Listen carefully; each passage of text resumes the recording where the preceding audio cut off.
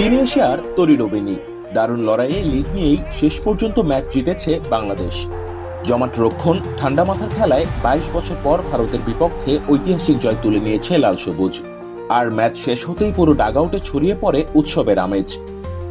জয়ের পরই দলের জন্য অর্থ পুরস্কারের ঘোষণা দেন ক্রীড়া উপদেষ্টা আসিফ মাহমুদ সজীব ভুঁইয়া। ২৩ বছরের ভারতের সাথে না জেতার বন্ধুত্ব বুঝিয়ে আজকে বাংলাদেশ দলকে, বাফুফেকে এবং বাংলাদেশের সকল জনগণকে আমি অভিনন্দন জানাতে চাই।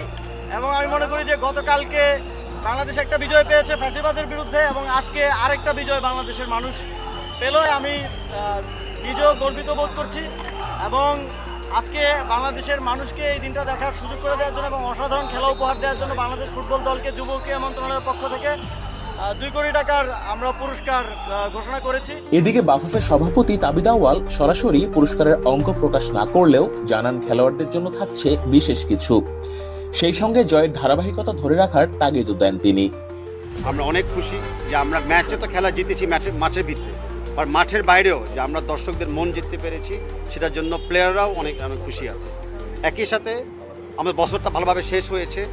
আমি ক্ষমা চেয়ে নিচ্ছি যে আমরা এশিয়ান কোয়ালিফাই করতে পারি নাই, আর আমাদের লক্ষ্যমাত্রা থাকবে যদি কোনোভাবে সেকেন্ড পজিশন নিতে পারি আমাদের গ্রুপে, সেটা এখন আমাদের মূল টার্গেট, যেটা আমরা আগামীতে আমরা কাজ করব। ন্যাশনাল টিম ম্যাচ কমিটির সাথে কথা বলে, প্লেয়ারদের সাথে কথা বলে ডেফিনেটলি প্লেয়ারদের এই জয়ের ব্যাপারে একটা ভালো বোনাস আমরা ডিক্লেয়ার করবো। বাট একই সাথে আমাদের বিশ্বাস রাখতে হবে যে এরকম জয় যেন ওয়ান্স আপন না হয়। নিয়মিত যেন আমরা জয় লাভ করতে পারি, নিয়মিত যেন ভালো খেলতে পারি, সেটা হবে আমাদের এখন নেক্সট চিন্তা। Thank you. বছরের শেষ ম্যাচে এমন একটি জয় সমর্থকদের প্রত্যাশা পূরণ করেছে বলে মনে করেন সবাই। ভারতের বিপক্ষে পাওয়া এই সাফল্য তাই আরও আবেগঘন। উচ্ছ্বাস ছড়িয়ে পড়েছে সাবেক ফুটবলারদের মাঝেও।